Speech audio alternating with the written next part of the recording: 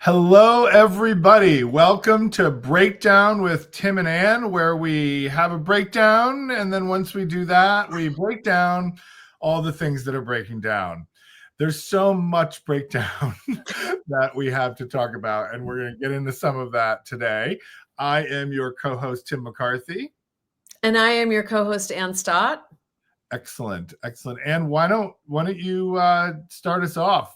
How are you feeling in this moment where we're not yet even close to 100 days of the new Trump regime and so much going on, so much swirling around? How are you holding up in these tumultuous times? You know, what's coming to mind right now is I had a conversation with a friend last night, and we were talking about, we have this incredible human capacity to adapt, right? Mm. And on the one hand, that's how we survive. Yeah. And on the other hand, my friend was saying, like, are people going numb? Like, are people kind of numbing out? Mm. And what does that mean? And I don't think I'm going numb, but like, there's more of a, like, I have these moments, like when I read or see any picture about these people in El Salvador, like, Yeah. I just feel nauseous. Like, I just get nauseous. Yeah. And then I sort of like get up and go about my day. Like, it's just so surreal.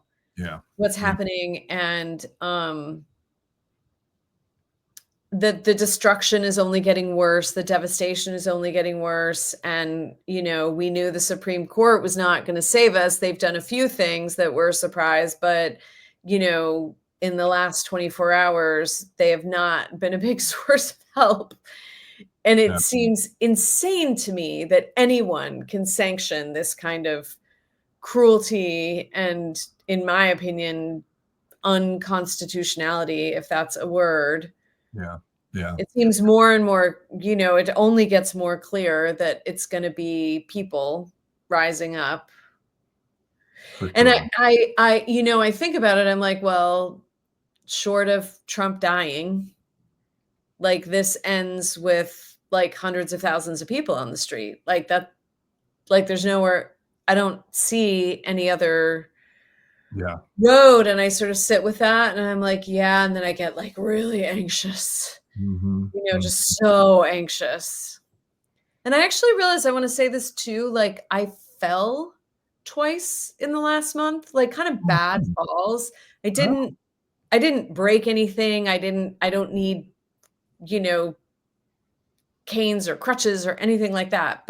And I don't fall. And I was like, what is going on? Yeah. Like, what is going on? And then I really think that part of it is like, I'm so agitated and like out of body that I wasn't like, watch for that, Anne. You know what I mean? Like, I just didn't have those facilities right now. Yeah.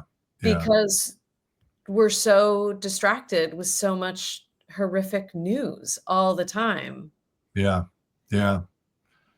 So, I am really leaning into the calls. Like, I'm just calling, not every day, but like 4 days a week. I'm calling, be like, do this. Thank you for that. Like, don't, I'm against this. I'm for that.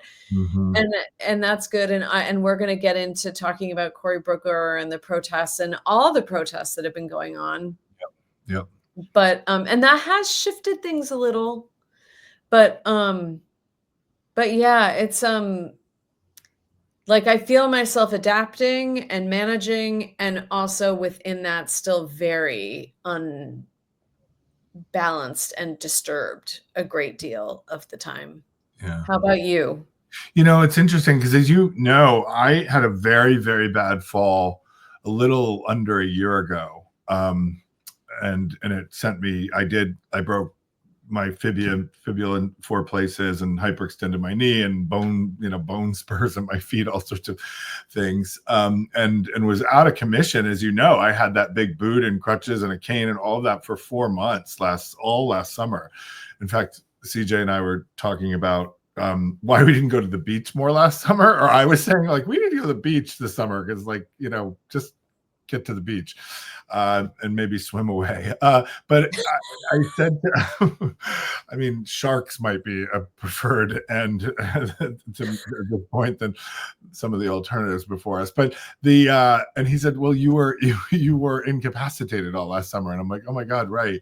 And I say that because like you're not the first. Like I fell really badly, and I don't fall either. And you've fallen, and I know a lot of people who have fallen, not just on like ice. CJ had a major fall recently. I thought about him actually. Yeah, I mean, a major fall, and we're all, we're not young, but we're not older folks who are some physically challenged in any kind of way, like and that to me suggests something's going on. The fact that I didn't even connect those dots, but when you said it, I did. I think we're all distracted.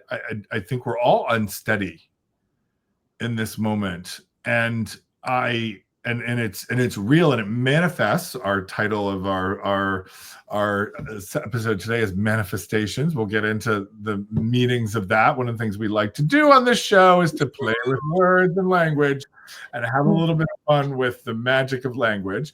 But the one thing I think that's manifesting is all these different ways that we are unsteady, and we're sort of losing like connection to certain things. I had a moment recently. As you know, I've had a very, very, very intense couple of month really of stuff that entails a lot of like teaching and workshopping and other like professional stuff that I've committed to, because I'm not teaching my courses this spring. I'm off from teaching this spring, but I'm doing actually more teaching than I might be if I were actually teaching courses, which is like ironic and also causing a lot of stress. But I was a couple weeks ago, I was part of this conference on LGBTQ leaders in higher education. It was an inaugural institute that we put together that my colleague Fran Purcell at the Graduate School of Education at Harvard chaired and asked a bunch of us to be part of. And I did a double session on queering the university and how we claim space and create space and keep space as queer people in university settings. And so I was doing a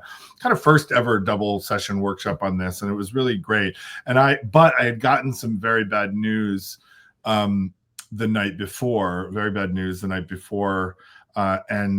and I was just kind of reeling, and I didn't get a lot of sleep, and I was worried about the workshop. And so I went to bed late, and then I got up really early, like those weird, like you can't sleep and you're just stressed. And so you don't oversleep because you can't sleep. And so I was on my way, and I was in town. And so I was moving from couch surfing in various friends' places. And I had my luggage with me because I was going to move to another place to stay that evening. And so I got in the Uber and I put my luggage in the back, and then I'm on my phone and I'm sort of distracted with all the things that are going on. And this bad news was actually personal bad news with a dear friend of mine. But I got to my destination. I got to school. I got out of the Uber. I was on the phone. I like went upstairs, and then 5 minutes after I settled into my office, I realized that I had left my 2 bags of luggage in the Uber. And I was like, I've never done that before. Like, what are you kidding me? Like, what WTF, right? So, and there are several times now where I've like left things behind, or I'm like so preoccupied with something that I forget a book, or I forgot my wallet in my office the other day, and then was like, where's my wallet? And I'm like, am I losing my mind? Like I'm cognitively very sharp, and I was just like, and I'm feeling like I'm in a cloud right now. And it's each day is like a different set of things which produces that, but there's an unsteadiness and there's a haziness that I feel myself manifesting and experiencing in ways that I don't normally do. I tend to be very energetic and focused and sharp and all of those things, and I'm just not any of those things, or as much any of those things right now. And it's just a lot. It's just a lot to hold. And I mean, we are hardly the only people that are experiencing this. I talk to people and who say some version of what we've been talking about, all the time. All the time. And actually, you just reminded me when you said cognitive, years ago, like 20 years ago almost, I was going through a really hard time, and I worked at a market research firm then, and there was a social psychologist on staff at this market research firm. And I historically have a really good memory, like a really good memory. And I was forgetting stuff everywhere all the time. And my whole life was basically falling apart. And I was like, oh my God, I'm losing my memory. And she said, no, no, no, no. You're cognitively overloaded. Yeah. And it will come back when things start to settle down. And this has been studied. Yeah. And that's what it is. And I think we're all cognitively overloaded. Yeah. Yeah. There's also research on brain resilience, right? So like the two of those things probably have something to do with each other, right? Or we will bounce back, right? And I do, I'm just, yeah. And I hope that that's true. We are certainly cognitively overloaded. And I wonder if there's also research on being emotionally, like psychically and spiritually overloaded, and the convergence of those two things, right? We're being assaulted all the time with anxiety and uncertainty and rage and all of the emotional stuff that we've been talking about. And then we are also cognitively assaulted every single day with news and breaking news and disappointing news and exhilarating news, which is like linked to the emotion. And I can't imagine that cognitive overload and that kind of spiritual and emotional overload, when combined, is just devastating to us. Devastating. And I wonder about that. I mean, one of the things that I've been trying to do, as you know, is to try to work out as much as possible and exercise and walk and do those things, because I've also discovered this like heavy medicine ball that I can slam into the floor at the gym. So I can take this thing and it's like, it works out my muscles, but I like put it up and then I like look down the floor and I slam it on the floor. And every time I do that, I imagine the face of someone, because I'm a very nonviolent person. As you know, I'm a pacifist. And I just delight in imagining the faces of the people who are doing all this destruction on the floor beneath my medicine ball that I slam into their faces every day at the gym. And it's shocking how liberating that has been for me. And just the kind of, I'm talking about my like rage workouts. And I do feel like I need that, but like, and I also feel much more acutely, like if I miss a couple of days at the gym, even if I just go and ride the bike, like I don't need to go and have like a major workout, but just something. And I find like my mental health shifts. And I know there's all sorts of research on endorphins and how good workout is for your psychology and all of that. And I totally see it, but I'm experiencing it very acutely in this moment. And I get more anxious when I miss several days. I just have to like carve out stuff. Recently, I just canceled 2 meetings to go to the gym. I was like, I have got to go waddle on a treadmill for a half an hour because I'm going to go crazy.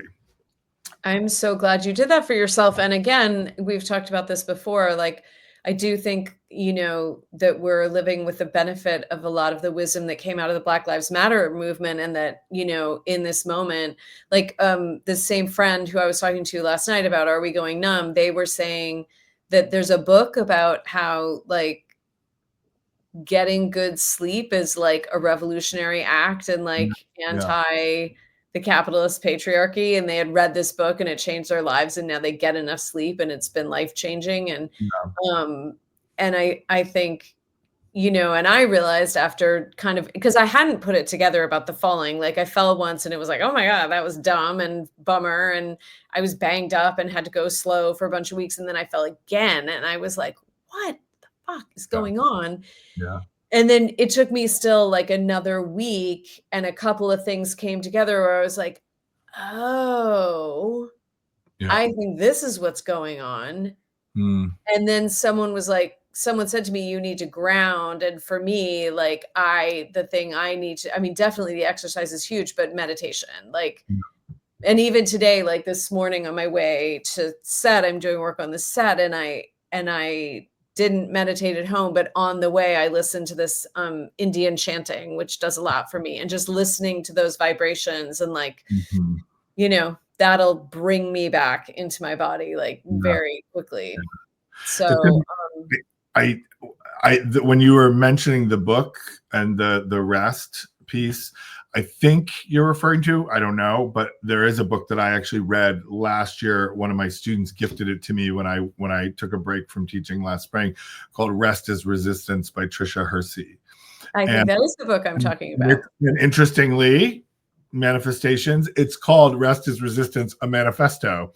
And it's a bestseller. And I read it last year and it completely changed my life too. I'm like, I am, and the way that she links rest and resistance to, an analysis of white supremacy and patriarchy and all of these systems that we live within. And it really shifted my thinking. And so I that might be what your friend was referring to, but it's very true that it can do that. And it's interesting too, because I have never been I'm a big napper, so like the rest as resistance piece felt like I'm like, oh, I can definitely understand this, but I didn't frame it as resistance. I framed it as like I'm tired. But then but the connections, the politicizing of taking time for yourself, right? Whether you call it self-care or rest as resistance or what have you, and that is actually an intentional and political act is really, I think, really revelatory, honestly. And then I think about the different ways that, my students actually have taught me a lot about this over the years. Like they're much better at meditating and taking time for self-care and exercising and breathing and, being more intentional about these kinds of things. And it's interesting because I look at them and they're teaching me a lot. They're like modeling a lot for me in ways that are very meaningful to me. And I've changed the way that I live. Like they're the ones who literally tell me, like, Professor, you need to set better boundaries. You can say no to this. Like they'll write that in emails to me because they know that I won't. And, they also like ask for recommendations at the last minute and like all that. And I pulled an all-nighter over Thanksgiving because of that. But I'm not mad about that because they're wonderful people and I want them to do well in the world. But they're teaching me a lot about this. And I think about it because I grew up in a fairly religious family, practicing Catholics, not a like a Christ Christian family, as my mother likes to say. And my mother prays every day and she says the rosary every day.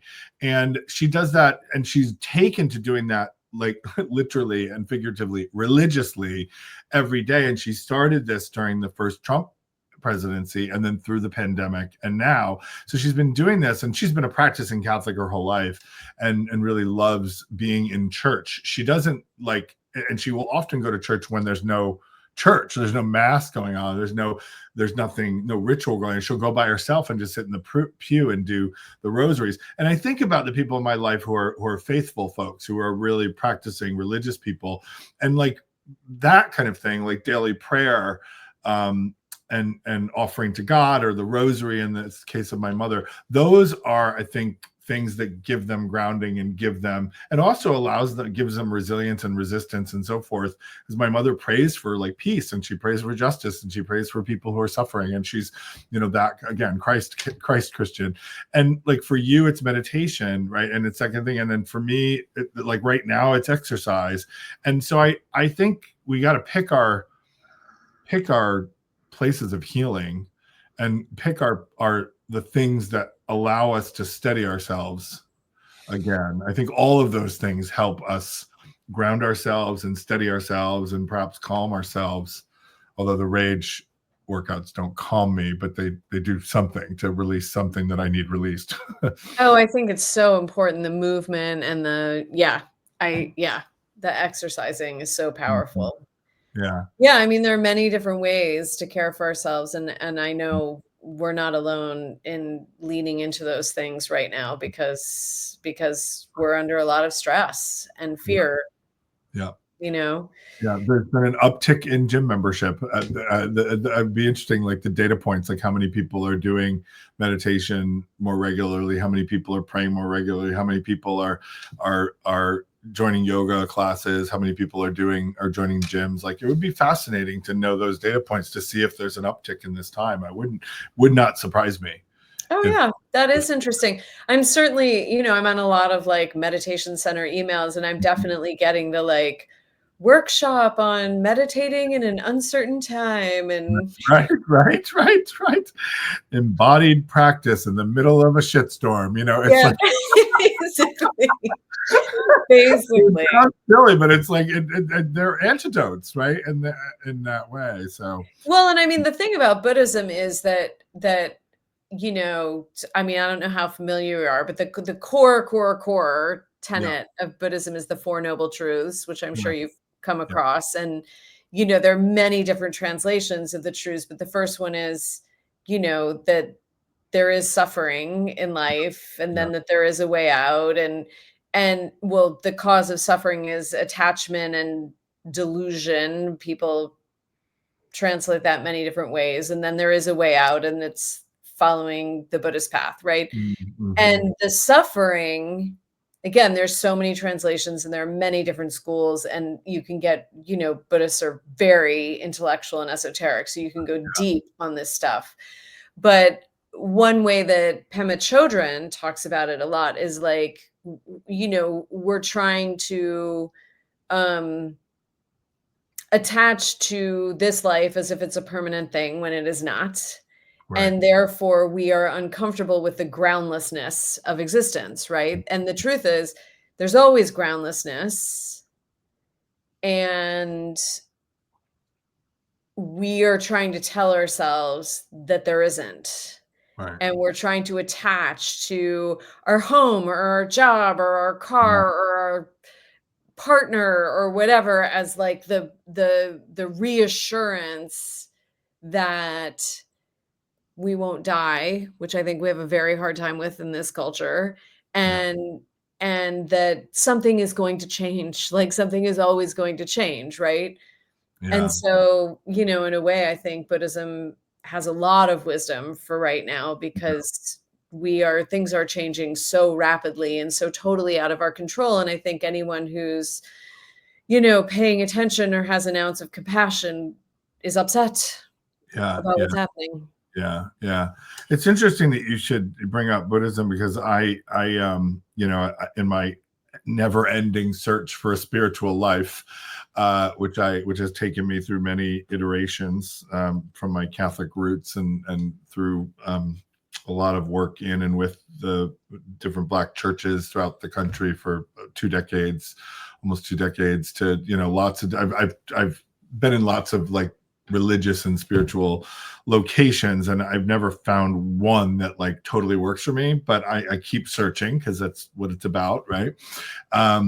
And I think they all have that in common in some way. Many of the religious faith traditions that I know have that in common. But I've been drawn to Buddhism actually not because I was searching for it as a religious place to land or to draw inspiration from, but I was I often get gifted books by my students, which I love. It's one of my favorite things about teaching. And I don't get apples, but I get books. It's very sweet. And so actually, interestingly, in the wake of Trump's election, Hillary Clinton's loss and Trump's election, because I'd worked on Hillary Clinton's campaign for just a little bit in the general election. And that spring 2017, I had certainly become much edgier and angrier than I had been in the past. And my students actually were worried about me. And one of them found this book by Thich Nhat Hanh called The Art of Communicating. And at the time, the course, my communication leadership course at the Kennedy School, was called Arts of Communication. And so they gave me this book, and it's all infused with his Buddhist philosophy and teachings, but it's about communication, and it's about communication as an act of shared suffering, of collective healing, and community building. And I was like, oh my God, I'm already teaching this, or teaching versions of it. But he gave me language that because I've always been like, all leadership and communication is about relationships. Everything is about relationships. And if you're not interested in relationships, right, creating them, sustaining them, forging them, navigating them, tending to them, healing them, whatever, then you shouldn't get into this work, right? You shouldn't want to be a leader, and communication is impossible without focusing and centering relationships. So he talks a lot about the way that relationships in his framework can can, starting from that truth, right, that we all suffer, we're all suffering in some way, and that the relationship that we establish through communication, if it's done right, can actually be a place of shared suffering and reciprocal recognition of suffering, and that it's a relationship that we develop in communication that can help both of us heal. And he has these two concepts that are two parts of the same project, where he talks about deep listening and loving speech. And he talks about listening as the entrance point, that's as the first part of communication. And then loving speech is the thing that you can summon once you've listened to another person's suffering enough to understand how they walk in the world and what has caused that, and then connecting it with your own. And that you can't come up with loving speech, which is a much different, is a particular kind of speech. It's not just talking, right? It's finding words that can help people heal. And the only way that you can do that is to listen deeply. And so I love the reframing of that. It completely reframed how I think about this. And so I have students do listening exercises and all of the stuff, so that and everybody in the class gets exactly equal airtime. And there's much more listening than speaking in a communications class, where students want to come and learn how to speak better or talk better. And so it's a whole reframing, but it's grounded in Buddhist principles. And ultimately, it's grounded in the search for community healing and peace, right? How you heal the world through peace and not violence. So anyway, I am now like an acolyte of Thich Nhat Hanh. And the interesting thing is that it did help to heal me, that book. And it totally reframed how I teach my course. And it led me actually to the B.R.A.V.E communication leadership model that I've developed. And I was all set to go. I wanted to go study at one of the monasteries with Thich Nhat Hanh. And then the pandemic hit, and then he passed during that time. And so I had gotten to the point where I was going to go to Plum Village, and I was going to try to spend time in his presence, whether he was there or not, or, the folks who he works with. And so anyway, all of that is to say that really resonates with me, and increasingly so. That idea that we all suffer, and that we need to kind of share the suffering and see it in each other, right, and hear it, and then do something about it, is like something that does ground me, and it does calm me, actually, to think about things that way. Well, there's an immediate loosening, right? When we just acknowledge that reality. And the Buddha was talking about the basic sufferings of we're all going to get sick, we're all going to get older, and we're all going to die. Those were the core sufferings. But then as he developed his teaching, and then as centuries of teachings have built on that, there's a lot of discussion about all the psychological ways we cause ourselves and each other suffering, right? Yeah. But just in saying there's no way to get through this life without suffering. Yeah. There's a relaxing that we can do, where we don't have to put pressure on ourselves to try to avoid, change these realities. Yeah. It's very, for me, it's been very powerful, and it's always made a lot of sense. I studied it in college, and it just made sense to me. Yeah, it makes sense in a way that other religious stories and tenets haven't made sense as much, which doesn't mean there aren't powerful, beautiful teachings in all faith traditions, Right. Yeah. No, I think that's right. Well, what were you going to go ahead? I was just going to say, I was going to share something, because it just came to manifested in the moment. So I alluded to it earlier, but one of the things that's been very challenging in recent weeks is I've had some death in my circles, and in particular, one of my dear friends passed away, died of cancer a couple weeks ago, and he and his wife are two of my closest friends. I actually married them, I officiated their wedding, and she, Renee, the wife, is one of my dearest friends from college, and we've worked together. She's a professor. We're very, very, very close. And then Chris is her husband, who I came to just adore and love deeply. And so he was diagnosed with stage 4 prostate cancer that spread to the liver, and then I did some experimental treatment and didn't work, and ultimately he passed, and he was 47. So and like that's just like devastating, right? And so I and I've known about this, and obviously have been following his his treatment and all of that. But then finally Renee texted me a number of weeks ago and said, if you're going to see Chris, I'd like you to come see Chris, because you married us, and I'd like for you to be with us. And if you're going to come and do that, it's got to be soon. And so I was just like, oh, and of course I wanted to go, and of course I would do that for them.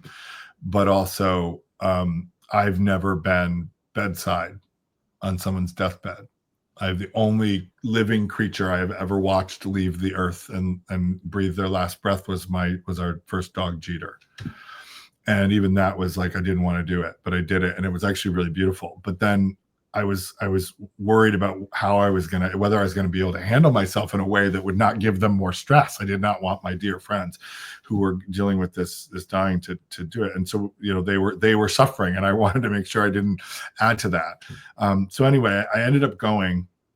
When I first got there, Renee and I caught up, and we spent the day together, and it was like beautiful. Like, it was so clear that she was enjoying talking to someone about politics and not cancer or medical bills or these kinds of things. And so we ended up having a wonderful day together, and it was really beautiful. But Chris had been asleep and was not up. So I went to see him, but he wasn't alert, and he had been losing consciousness and in and out of consciousness for the last couple of days. So anyway, before I left, Renee said, let's go try it. Let me go up and see if Chris is awake, because I just heard some movement up there, and she has a video recording in the room to make sure that he's okay and all that. And they're really tending to each other, and it's such a beautiful way. And turns out that he had come to, he had woken up, and that he was fairly alert. And so she said, come on up. And so I would have left if this hadn't happened, but he did come awake.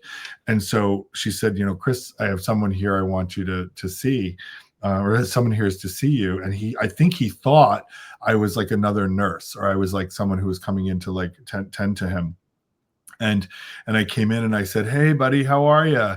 And I had green finger paint because it was St. Patrick's Day. And I had forgotten that his birthday is St. Patrick's Day, so he just turned 47. And I had like, green paint on my fingernails, and I held his hand, and he saw the green paint, and then he looks up and he goes, whoa. And I said, hey, and he looks at, because she said Timmy, but he thought I was just like a nurse named Timmy. And then he looked at her, and he like smiled, and he goes, our Timmy. And she said, yes, our Timmy. And then he like looked down at my nails, and then he goes, I'm gay, like that. And I was like, it was like his way of like recognizing me. And it was so profound. And I was just like, and I was going to like get rid of the nail polish before I went. And like, that was the thing. And then there was the recognition. Then we we got him up, and he had some of his medicine, and we were chatting, and his sense of humor was there. And I'd forgotten that he had a Celtic tattoo on his ankle. And I also have the Irish harp on my hip. And he and I have talked about that. He's also Irish. And so the green like nail polish, which was like the gay thing, was also an Irish thing. And we had this whole moment. And then he got a little confused. And then Renee said, well, Timmy married us, Chris. And then it turns out there was a picture of them getting married right next to his bed. And I'm the first person behind them. So it's a picture of them, of course, but you can also see me. And it's right by his bed. And he sort of looked at it, and then he like looked up at us, and he smiled. And then, it was 5 minutes we spent together. And then he got really tired. So we put him down, and then I just like held his hand for a little while. And then I kissed him, and I told him I loved him. And then he looks at me, he goes, we'll see each other soon. And I left. That was the last 5 minutes we had together. But it was such a glorious 5 minutes. And I'll never forget it. And it was just, there's something about like, we were all suffering in different ways. Obviously, he most of all, riddled with cancer. He was a skeleton, right? But you could still recognize him. Like his spirit was there, his sense of humor was there. He's a beautiful man. He's still beautiful, right? More gaunt, but still beautiful, right? And like just loving, right? And I think about that. It was just like a crazy moment. And I think about, I don't have a lot of faith, and I am really have a hard time. What triggered all this is when you said we have such a hard time with death. And I consider myself like among the people who have the worst time with death. And it's coming more frequently now, and I have to get better at it. I know that, right? If there is such a thing, but like having that, what is absolutely beautiful, joyful, loving moment, like in the context of cancer and dying, was itself a kind of manifestation of something that I needed so desperately. And it was so sad, but I like for 5 minutes, I was not sad at all. So, I don't even know what the lesson of that story is, but I felt like compelled to share that because like the personal toll that the death toll is taking, like during this time, I want to put it all on pause for all sorts of reasons, but you can't. But these gifts come in these moments, and I don't know what to do about it other than to just hold on to it and never let it go. Well, you have it forever. You don't have to do it. It happened, and it's yours, and it's hers, and it's his. Yeah. And you're connected in that forever somehow, It's I thank you so much for sharing that story. And yeah, thank you so much for sharing that beautiful story. And it really strikes me in the context we're in here, like first of all, just on the Buddhist conversation, like that there's this tender, beautiful kind of connection that can happen in the context of the undeniable reality of death, right? Right.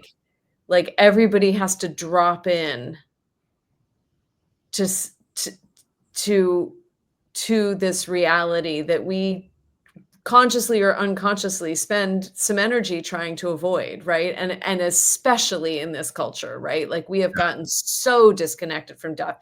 It's become so institutionalized, and people rarely die at home now, although there's a movement around that to some extent. Well, that's that he was at home, that they did not put him in hospice. He died at home in his bedroom. Right? Yeah, which is so powerful. Yeah. And it also makes me think about that incredible James Baldwin quote about, all our troubles are bound up in the fact that we'll worship any god, we'll buy anything, I'm, bludgeoning James Baldwin right now, but to avoid the reality of our death, Yeah. Right. And he says the only four things we have are birth, death, struggle, and love. Oh, did he say that? It's actually, interestingly, weirdly, the quote where that comes from in The Fire Next Time was actually a reading that we had at our wedding that Renee was in, that Chris was at. We actually had that Baldwin reading at our wedding. What? Yeah.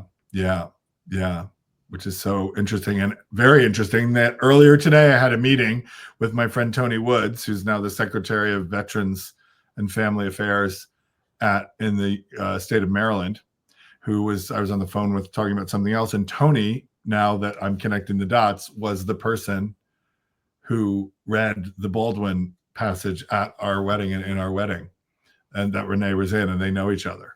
So this is such a weird little dot. And we had no plan to talk about any of this stuff, the Buddhist stuff or the death No, stuff. this is so off topic. But wait, here's the quote. Perhaps the whole root of our trouble, the human trouble, is that we will sacrifice all the beauty of our lives, will imprison ourselves in totems, taboos, crosses, blood sacrifices, steeples, mosques, races, armies, flags, nations, in order to deny the fact of death, which is the only fact we have. And in The Fire Next Time, he goes on to say, it seems to me that we should celebrate our death, and that the more we can embrace the reality of our death, like the more richly we can live. Yeah. And And if I'm pulling away from your tender, beautiful moment too quickly, please stop me. But I mean, we can also frame death as change. Yeah. And I'm pretty sure you're on the same page with me that we are in this moment in our country because there are white men who don't like the change that has happened in this country, and they don't want to become the minority who's not in power anymore. And they are willing to destroy the country to stay in power and to not lose, to not have a death, a spiritual, emotional, political death of their reign of power. Yeah. Yeah. Yeah. Yeah. Yeah. Another thing Baldwin says in that passage, he says that we must, I've quoted this so many times in like various things I've given to students, lecture speeches, whatever I've given to students. And he also says that we have to earn our death with our life. And which I think is so powerful. And it's like such a like aspirational invitation, but it's such an accountability mechanism. At least that's the way I interpret it. It's like, yeah, we gotta earn this, Absolutely, because the more we, I mean, none of us know how we're going to respond to death, right? Like, I don't know how familiar you are with Ram Dass, but he has a storied Harvard history, right? Yes. Richard Alpert. But he was at Harvard and he was doing all the hallucinogenics with Timothy Leary, and then he went on a search.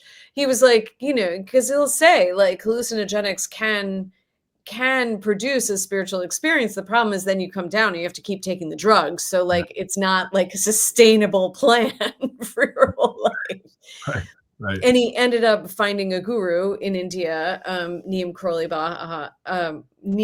Baba, who he called Maharaji, and he wrote this very important sort of origin work, Be Here Now, which was like one of the first books of like that generation of Americans going to India and coming back with this message. And that book is a very powerful book for me.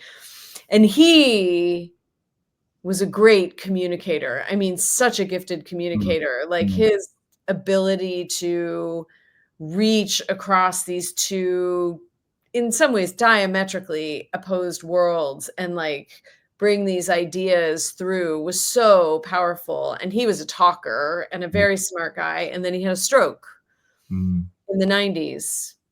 That's and remembering this, yeah, and when he had the stroke, and it was a very serious stroke, he was debilitated for the rest of his life.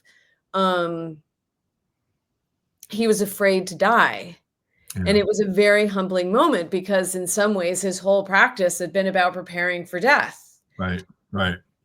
And he realized in that moment, like, oh, my work isn't done. And he wouldn't have known it without the stroke, right? Like Right. He would have just thought, dude, I'm cool. I've done my work. I have my guru. I know I'm coming around again. I'm all good, Yeah. And then he had the stroke and he was like, oh, yeah. I wasn't ready. And actually, I'm reading right now. This is so weird the way we weren't even planning on talking about any of this.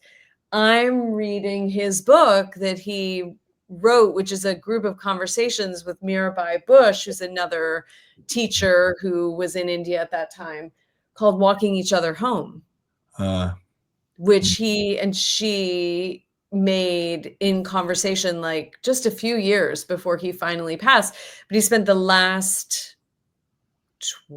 15, 20 years of his life not being able to communicate the way he used to, like with long pauses between words. And I actually saw him speak once, and he had really embraced it. It was like, I'm having to learn a new level of patience. And we would all just sit and wait for the words to come. And we would sit quietly and wait for the words to come. And then they would come. And you had to just relax into that. And it was like, okay, we're going at a different pace now. It was very, very, very powerful. And I can't quite remember what sent me down this road. The communicating, I don't know. I don't know anymore. I don't know. Right. But this Why thing of this thing of earning your death, yeah. we're definitely in a moment where we're being challenged about what our lives all mean. Yeah. And what we're going to do in this moment and how that's going to be remembered long after we're gone. It's going to be remembered long after we're gone. And once again, we're in a time of, you know, if you ever read history and wondered what you would do or who you would be when, Now's the time. you'll find out right now. Right now. Right now. Right now is when you'll know. Right. Yeah. So why don't we use that as a pivot to people who are stepping up and speaking up in this time, which is something we had planned on talking about. When we were talking about the title for the episode, you said manifestations, and then you said that tell me again, the French word. The French word for a protest is a manifestation. Manifestation. Une Yes. manifestation. You know, and the French know they're protesting. Well, of course they do. Yes. Yes, sir. And then, of course, manifesto and manifestation, right, have the same root. Yes. And I loved when you talked about deep listening and then loving speech, because Cory Booker is not like politically my touchstone. Like, he's a little more middle of the road than I am. But as a person, like as a sort of leader in the world, I think he's like a very integrity filled, soulful person who's bringing a lovely message into the political forum. And I've always appreciated him for that. Right. So I'm not down the line with his politics, but in terms of like how he interacts with the world and his sort of core energetic message, I really like what he brings. And I think that his 25 hours and 4 minutes on the floor of the Senate, crushing Strom Thurmond's record of 24 hours and 17 minutes or whatever it was the result of deep listening. Yeah. I mean, he said it over and over again in those 24 hours. Like, I am getting messages every day from my constituents begging me to do more, telling me this is not business as usual, telling me we have to stand up, telling me we have to do something different. And then he did. Yeah. And then the deep learning that comes with that. Right. I mean, he also gave history lessons. I mean, he had a lot of time to do a lot of things, but he did. Right. I mean, he did. And I had zero patience with the people who had critiques of him. I'm like, how did you spend your last 25 hours? Right. And I mean, I took 2 naps, like, and with the napkin. No, and also, it really was, I mean, it really was like a true civil disobedience. He fasted for 3 days. He did. Before doing it so that he would be in like an adrenaline fueled state. Yeah. He dehydrated himself so he wouldn't have to go to the bathroom. I was like, is he wearing a diaper? I really was. There was a period of time where I was like worried about whether or not he was able to pee. Like I was, and it was very intentional. He did a very, like, as you said, a number of things to prepare for this. And I mean, you would have to prepare for that. That is really, really hard to do. I mean, I've given like 2-hour lectures before, not like where I said, that's hard. Like, I mean, teaching a 2-hour class or a 3-hour workshop, which I do routinely, is exhausting. I can't even imagine doing 8 times that or whatever. And I had zero patience with the people who had the hot takes and the hot critiques. I think I've crossed into over a threshold of like where the purest politics and the hot take critiques. I just am like, you're not a serious person. Like you're not living in the world the way we are. I mean, if I went online and I needed Cory Booker to agree with every damn thing I agree with politically, and only then could I give him a compliment when he does something extraordinary. Like, who are you? Like, the arrogance of that is starting to really drive me crazy. This really? idea, because the arrogance of purity politics is that you have figured everything out and that you have nothing else to learn. And if you have nothing else to learn, then I don't know, good for you. What a fabulous stroke of luck that at 22 or 52 or even 82, you have figured everything out. When I think about my 81 and 82-year-old parents, about to be 81 and 82, they read every day. They're constantly asking questions. These are people who are educators for 80 years combined, right? They know a lot of stuff, right? They're constantly asking questions, constantly learning. And so I'm sort of like miss me with the armchair quarterbacks and the, and the purity politicos. This is not the time for either of those things. Either what are you doing, right? What are you committing to? What are you willing to learn? And then like, how are we willing to band together with people who have enough in common? And we can start with, we're all absolutely astonished by the outrage before us, right? If we can't figure out how to work with those people, if they don't line up on every single thing that we do, and I know he had some shitty votes in the week after he did that, but what he did was extraordinary, right? And the reason it's extraordinary is because most people don't do that. And the guy who had the record before that was a segregationist filibuster. And here you have a black senator from New Jersey in the 21st century, right, who's getting up there to decry and defy fascism. Look,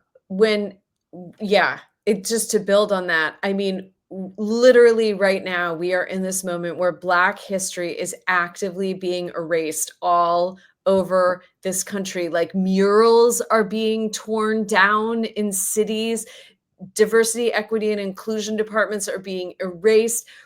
Pages of accomplishment of military personnel are being taken down. Colin Powell's page is being taken down. And Cory Booker, and he said in an interview that he really wanted to break that record, like that it had always bothered him that the record for the longest speech on the floor of the Senate was for Strom Thurmond trying to stop the Civil Rights Act from being voted on. Like that had always irked him. And so this thing came together of his constituents pushing him to do something. And I think there's the purity politics and there's the Monday morning quarterbacking.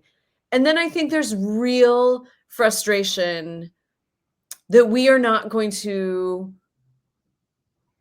enact, like we're not going to stop this madness with one action. You know what I mean? Like people want this to stop, and it's like it's just not going to work like that right away. It's just not. And and what he did was he sacrificed his body. Like it's such a deep act of civil disobedience.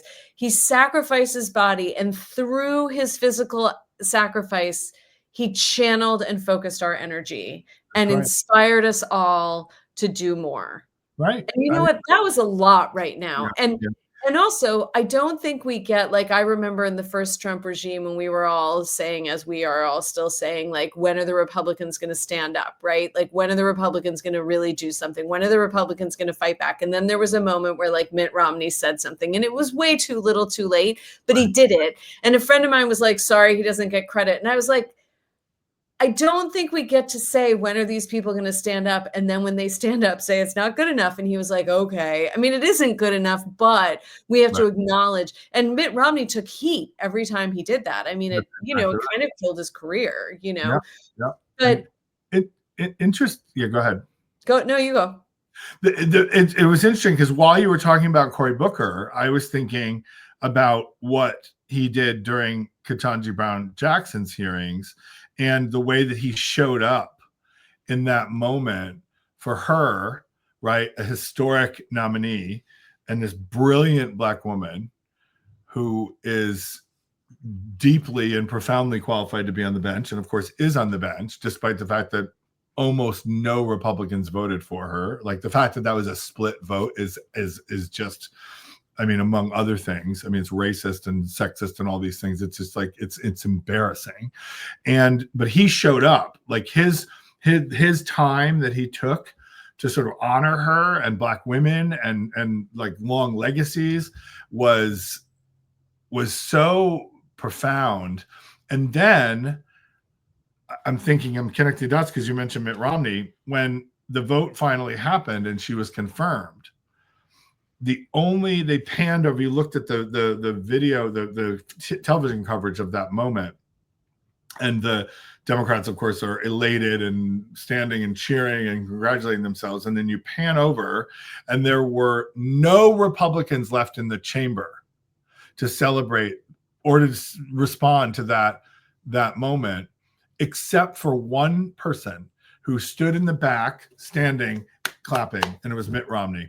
He was there were staffers from the Republican side of the aisle, but the only person elected Republican who is still in the chamber was Mitt Romney. I will never forget that image as long as I live. And I was like, and I have had plenty of critical things to say about Mitt Romney. I once wrote a piece in The Nation called "Why Does Mitt Romney Hate Big Bird?" I've been at odds with Mitt Romney for a very, very, very long time, and I am deep on record on that. Remember when he was the worst thing the country could have to offer? Lord, the halcyon days. But I was like, look, I disagree with Mitt Romney on almost everything and have for 20 some odd years since he was governor of Massachusetts. But that is a dignified act. And that's what everyone should be doing, regardless of whether or not you voted for her. This is a historic moment. And that's when you know that those people have jumped the shark and they're trash. I know that's a harsh thing to say. It's hardly the harshest thing that's being said in this moment. But if you cannot stay in the chamber to sit politely in your seat and clap, I'm not even asking you to give it a standing ovation, but you leave before that's called so that you don't have to celebrate. Duly noted. And speaking of history will remember that, because we have a picture of your side and it was vacant, but for one. Again, I'm going to go off topic from where we were, but I read a David Brooks article in The Atlantic. Wait, are there two David Brooks? Are there two? Does he sometimes write in The Atlantic and sometimes for the Times? Yeah. I don't think there are two David Brooks. I think there's just one who writes. Especially not two conservative David Brooks. Yeah, I think it's the same guy. And it was a story, it was a piece about holy shit, where are we and what's going to happen? And he was saying that he was remembering from the late 80s when there were conservatives who had an ideology and wanted to talk about how to implement that within government. And then there was the beginnings of this thing of anti-left reactionaries is what he's calling them. Yeah, and he talked about, I didn't know this. I didn't know that Laura Ingraham went to Dartmouth. Yeah. Mm-hmm. And apparently Laura Ingraham and Dinesh D'Souza attacked an anti-apartheid encampment on the Dartmouth camp, with sledgehammers. And he said that the conservatives at the time weren't as critical of that as they should have been, partially because conservatives didn't take them seriously. They just thought they were so out there and stupid and ungrounded. And he was like, and they won. Yeah. They won. That's right. That's the party now. Yeah, it is the party now. And it's unmistakable. And because I don't read the conservatives that often, it was just an interesting thing. And that is what that is. That's that walking out of the chamber. It's right. I'm going to take my toys and go to another sandbox. It's just it's so childish. It's so undignified. It's so racist and sexist and all the things. And, and I know people be like, oh, you're so woke, blah, blah, blah. I'm like, no, you can sit and clap for a historic moment. Right. Well, and also there used to be a time when Supreme Court confirmations, I think, did not, weren't party line votes, right? It's I know that we rejected Bork. I remember that, but he was ridiculously unqualified, right? For right wing. And right. Exactly. And then of course some people rejected Kavanaugh or rejected Clarence Thomas. They were highly contested nominations, but for both credibly accused of sexual assault and rape. Exactly. I mean, it wasn't oh, they have some bad decisions. Well, and I voted for Joe Biden, but I'll never forgive him for selling Anita Hill down the river. Absolutely. That was absolutely outrageous, right? Absolutely outrageous. Right? But my memory, and you would know this more specifically than I would, is that many of these votes, when it finally comes to a vote, if the person's qualified, almost everybody votes for them. Right. It's a very recent phenomenon that the expectation is that any nominee is going to be a party line vote, and depending on who has the political control of the Senate, right, you come through. I mean, I don't know the deep history of you'd have to ask Dahlia Lithwick and other people who are much more learned than I am about the history of the Supreme Court, but it does feel that the recent nominees and I mean recent, not just like 2 years, 3 years, but I mean the last 2 decades, really, actually last decade, has become so much more a product of our deeply, deeply polarized political culture. But it's interesting because you then have, one of the things that happened today, and I should say we're filming on April 8th, which is a Tuesday.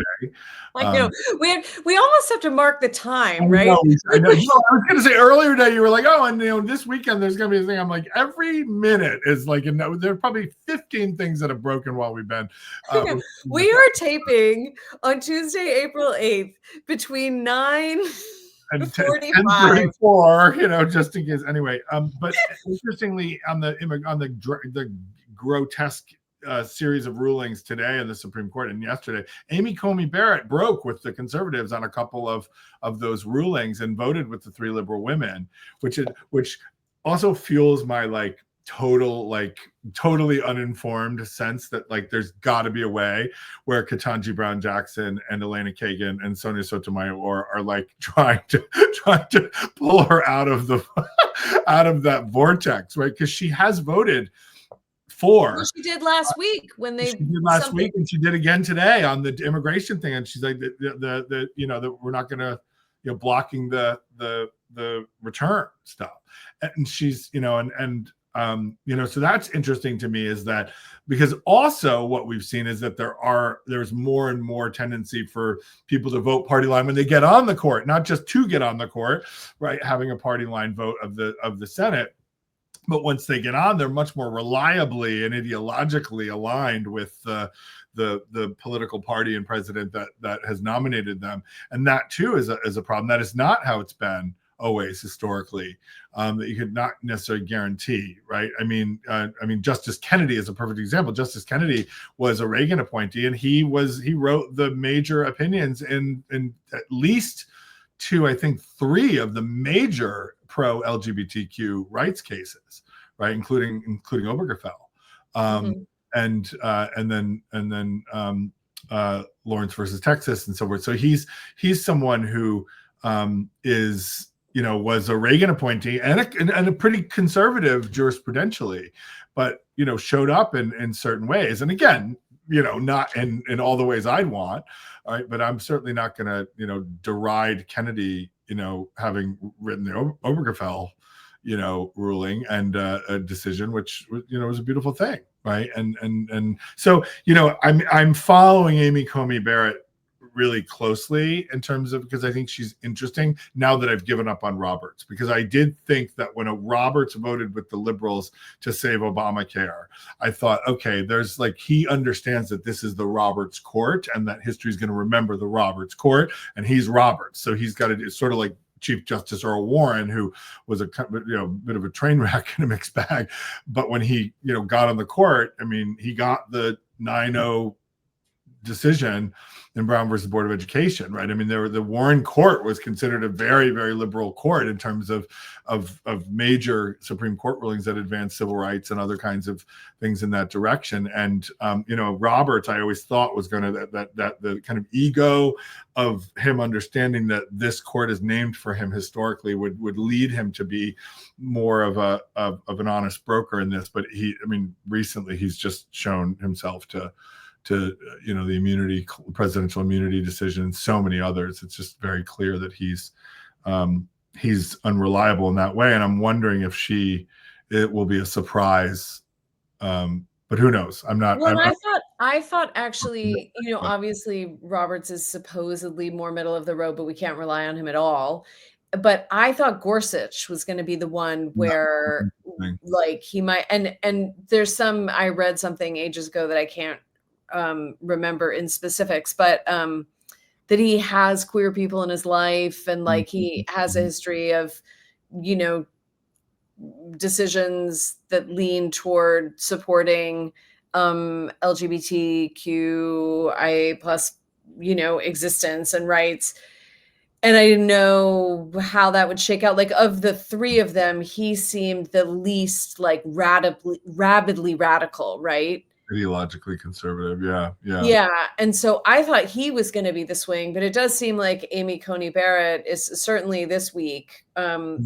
You And I know, just wonder if the gender dynamics on that court are not having some impact. Who knows? I mean, I could be. I have no inside intel on this. I'm not a historian of the Supreme Court. I'm not steeped in their jurisprudence, but it's worth watching. And because ultimately, if there is to be any hope for more liberal kinds of decisions coming from this court, two of them have to break. Right, as the court is currently constituted, because the liberal wing is three, right, and that, you know, 3 + 1 is still a minority. So, you know, there's got to be a world where they break, and they have had some of those moments, but precious few. I want to. Can we talk about the broader protest? We talked about Cory Booker and kind of this historic moment of civil disobedience on the Senate floor, which was quite spectacular and so forth. But we also have seen, obviously, this past weekend on April 5th, all of the hands-off rallies all across the country, which had, you know, remarkable turnout all over the place. But there's also, I think this is, and so I'd love to talk a little bit about that. But there's also, I wanted to bring in some research by one of my colleagues, Erica Chenoweth, and then also Jeremy Pressman and Soha Hammam, who have been doing some really interesting data collection around protest and resistance in 2025 in the wake of Trump's election this time. And one of the things that they've done, they published a bunch of different things here, and they were talking about their research actually shows, I'm quoting here from a Guardian article that they wrote, our research shows that street protests today are far more numerous and frequent than skeptics might suggest. Although it is true that the reconfigured People's March of 2025, held on the 18th of January, saw a lower turnout than the 2017 Women's March, that date also saw the most protests in a single day for over a year. And since the 22nd of January, we've seen more than twice as many street protests than took place during the same period 8 years ago. And they say in 2025, February 2025 alone, we've already tallied more than 2,085 protests, which included major protests in support of federal workers, LGBTQ plus rights, immigrant rights, Palestinian self-determination, Ukraine, and demonstrations against Tesla and Donald Trump's agenda more generally. This is compared, the 2,085 number, this is compared with 937 protests in the United States in February 2017, which included major protests against the so-called Muslim ban, along with other pro-immigrant and pro-choice protests. So actually, their research suggests that there are more than double the number of street protests have occurred since in the new year. So basically, inauguration till now. Than in 2017, which was of course the beginning of the first Trump presidency, which I think is really fascinating, and it flies in the face, as they mention, of this sort of this idea that, like, why aren't people in the streets? Well, there actually are people in the streets, and they are out in the streets in greater frequency and larger number, and that one of the things that they're claiming, which I think is really interesting, is that so much of the imagination or perception of what protest was in 2017 was located in the Women's March, which of course was and still is, I think, the largest single day mass demonstration or mass protest in the history of the country. And so that takes up a lot of attention. And so the idea is, like, we haven't seen anything quite like that.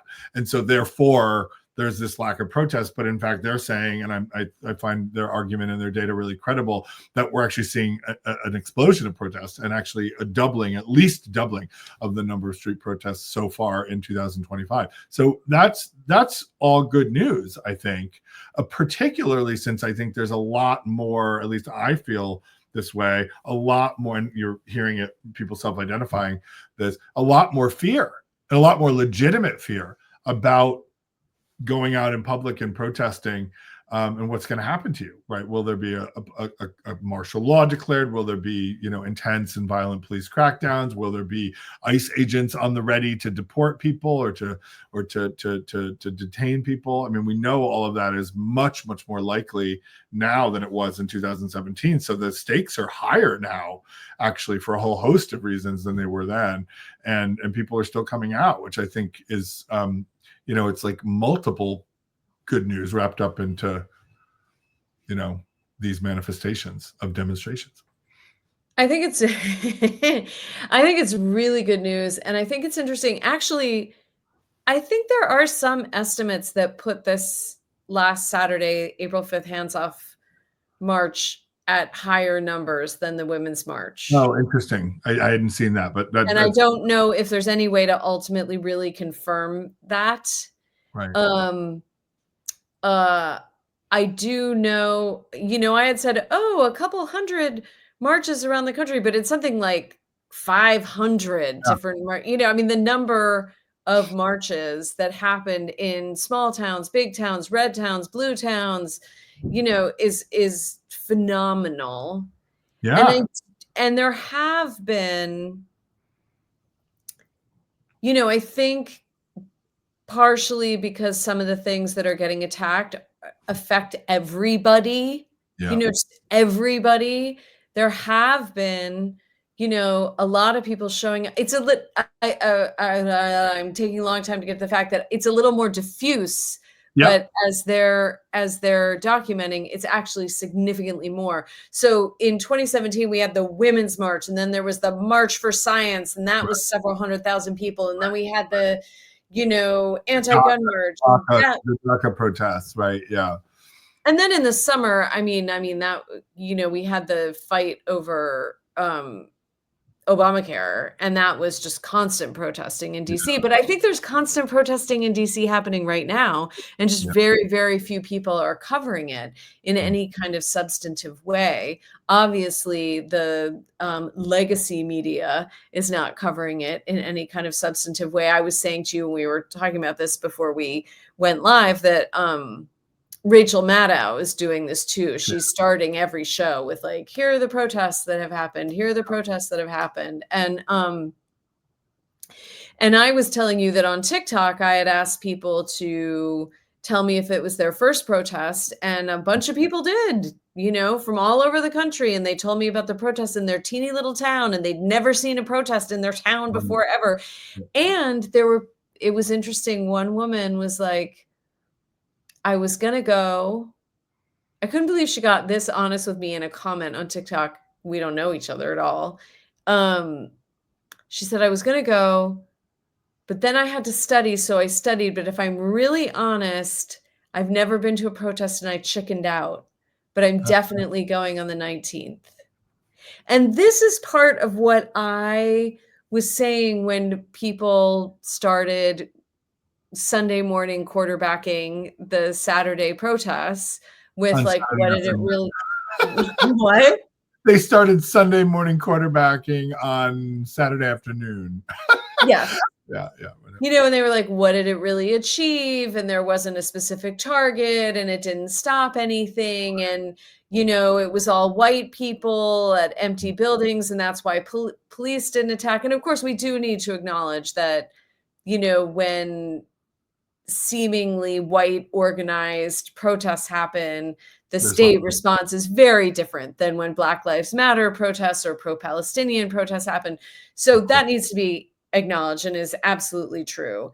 Yeah. And first of all, people need a morale boost. They need an energy boost. They need to know they're not alone. They need a show of numbers. And Saturday achieved that, in the fifth dimension. I mean, it just rocked it out. And secondly, we're movement building right now. We're movement building, and we need to bring in the people like this woman who was scared because she's never done this before, to come in and have an experience that is like, here we all are together. And so many people who commented on my posts about the march talked about talked about like, oh, I met other people whose signs I loved, and I Right. talked to so many people. Like community building around resistance Yeah. happened because we are going to have to Yeah. have more targeted protests around specific issues at sites that are specific to those issues to try to affect actual change on some Right. of these issues. And Um, yeah. Mm-hmm. and some of that's already happening, like the Tesla takedowns, like they are drastically affecting Elon Musk's bottom line, you Right. know? Right. And also, you know, Trump announced that he won't be renewed as a special government employee. And I don't know if it's because of the Tesla takedowns. I don't know if it's because he's being ridiculed everywhere. I don't know. I mean, the other thing that happened last week that we haven't even gotten into is that Musk dropped $20+ million into the Wisconsin Supreme Court race and lost Handily. handily. And Susan Crawford he won by what, 16 Yeah, yeah, points? and apparently the liberal Supreme Court justices have been winning by 10 at least Yeah. there, Yeah. but everyone basically agrees that Musk was a liability, not an asset. And in the ensuing days, it was announced that Musk will not be renewed as a special government employee. So we can't know Right. Right. that all that protest was, you know, achieved that result, but I don't think it hurt. No, and the other thing too is that like the idea that the litmus test or the metric to determine whether or not a protest is successful is that there's a direct causal impact that is immediate and highly visible. Right? That's just not how protest works. It's certainly not how demonstrations, right? People's street demonstrations work, right? We know that there has to be a sustained acts of protest, right? When you think about the Montgomery bus boycott, like the bus lines didn't desegregate after like Black people didn't ride the bus one day. It took a year, and the withholding of their money, which was part of their power, right? It took for that to happen. I mean, think about the Iraq War protests, the largest before the Women's March, the largest mass demonstrations in the history of the United States.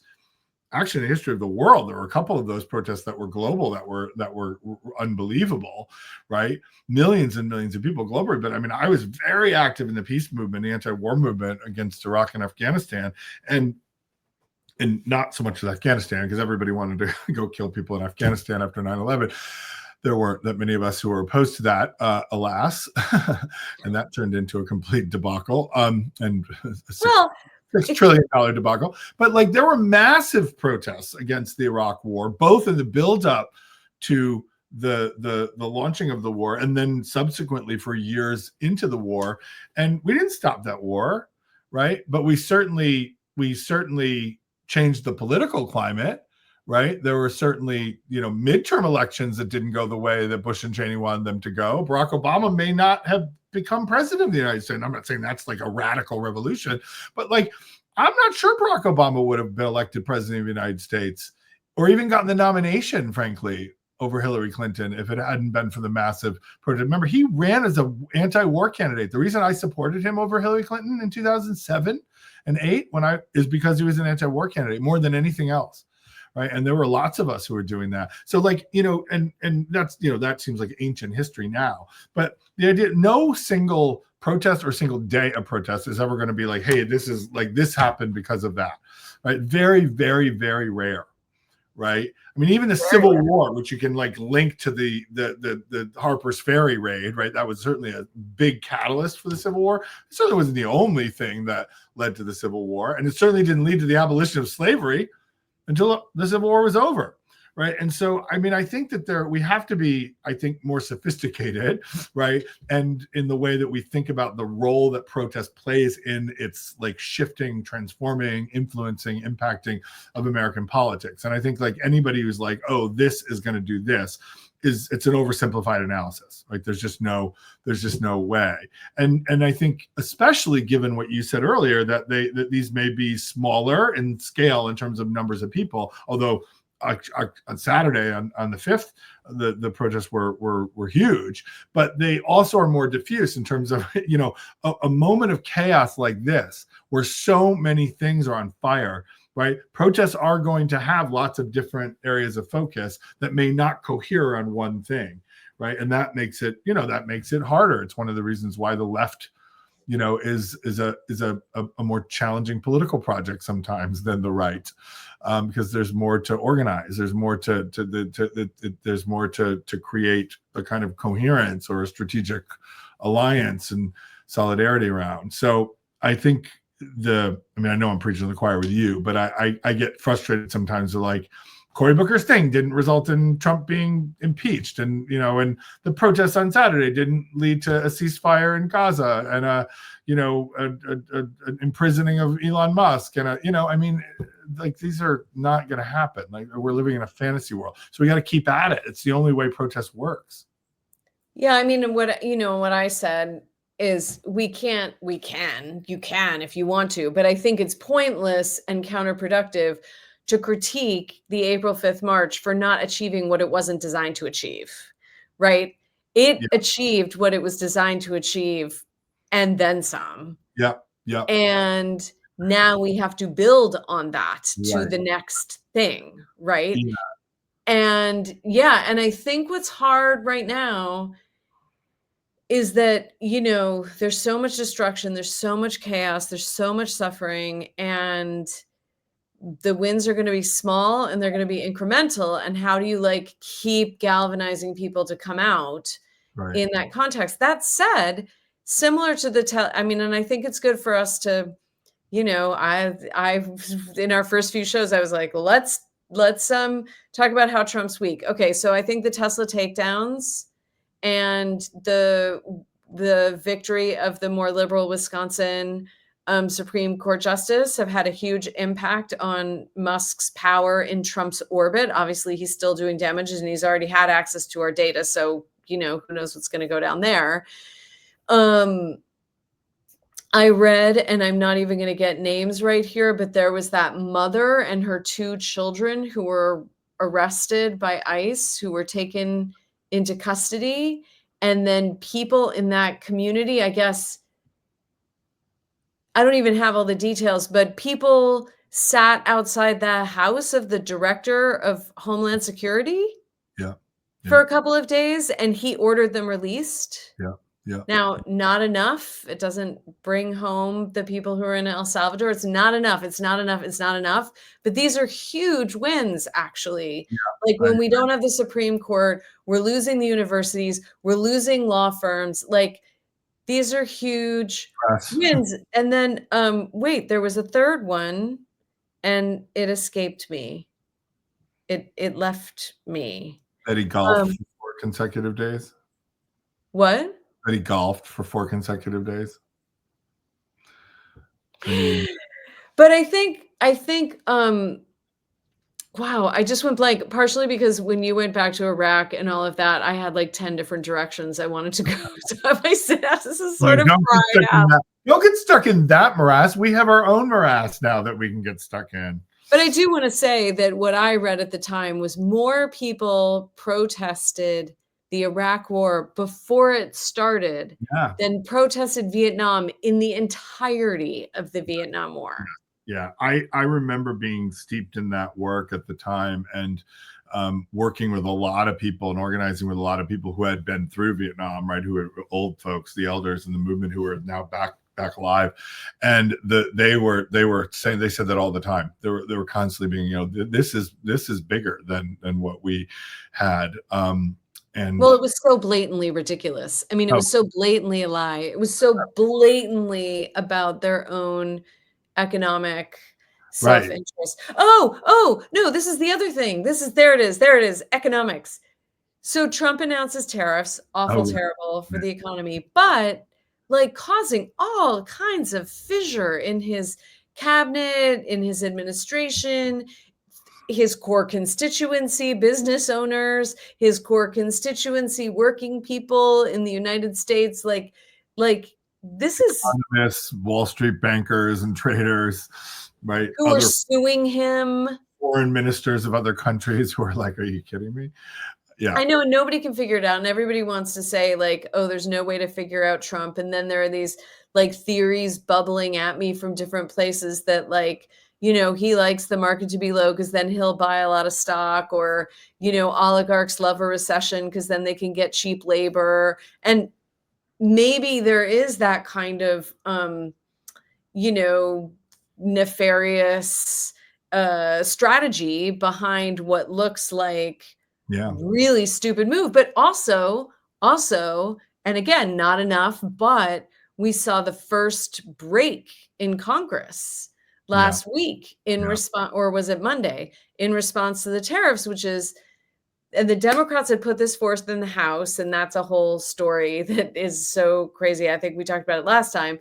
The Democrats tried to push in the House to revoke Trump's ability to Yeah. declare these states of emergency, which is what he's using to justify these tariffs, right? Otherwise, he wouldn't have the power to do these tariffs.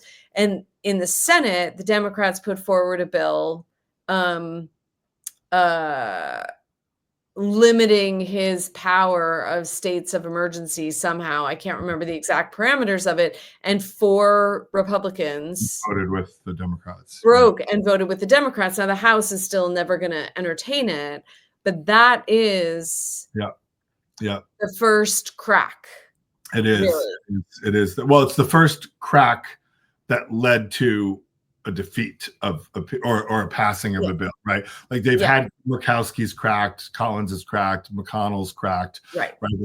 They've had some individual folks, and sometimes 2 or 3 of them, but you haven't seen the full crack, which leads to the actual democratic bill passing or a Republican bill being sunk. So that's significant, right? That's a break and a crossover, right? It's a threshold break that I think is really important. And I think it's a manifestation too of all this protest. I do too. And people speaking up, if people were just sitting back and taking this, if people were rolling over and playing dead like James Carville wants us to do, or if they were waiting for Trump's popularity to go down until they protested, like, I'm not sure we would be seeing these cracks and these shifts. So, and one of the things that I think, one of the inspiring things, and we should probably wrap up today, but one of the inspiring things about the protests last weekend and the rising, we talked about groundswell last time, but these emerging manifestations of dissent and resistance and opposition, is that people did it, showed up for it, and it wasn't, martial law was not declared, right? Like Saturday was a victory for the Trump, anti-Trump and Musk opposition. And it now needs to grow and continue to grow. But I feel like someone like me who has participated in protest movements and movement organizing and has studied it my whole life and writes about it and teaches about it, the fear is that will get squelched, right? And that the state will come down so hard on folks exercising their fundamental First Amendment rights of speech and assembly and protest and petition and these kinds of things, that that you kill the protest tradition. And I think that there is some legitimate fear, which may be why that young student didn't come to the protest, why some people didn't show up, and that fear may send a chill, and it may serve as a deterrent. But if there's one thing that we saw on Saturday, there are many things we can take from it. It's that the protest tradition is alive and well, and the protest tradition has been the lifeblood of American democracy since before the country even existed. And so that, for me, even if that's the only thing we can take away from this, which I don't think it is, that's cause for inspiration in a moment where that is hard to find sometimes. And it's fascinating to witness, like, as someone who's done protests that didn't have, masses of people behind them, and done, like, I wasn't involved in the work, but I showed up at a lot of the anti-Iraq stuff. But it's interesting that in these moments, like when Trump got elected, like the day after the election, thousands of people took to the streets. And again, people who'd never really protested before, but this understanding that like something in our set systems has gone wrong and we have to place our body in the Yeah. public square, like this sort of deep inherent knowingness that happens, that's happening again right now, you know? Amen. Amen. All right. Why don't we pause there and we will pick up next time. All right. Always good to connect with you, Tim. Thank Always a you to everyone who's listening, watching, and more soon. Yeah, more soon. Bye, everyone.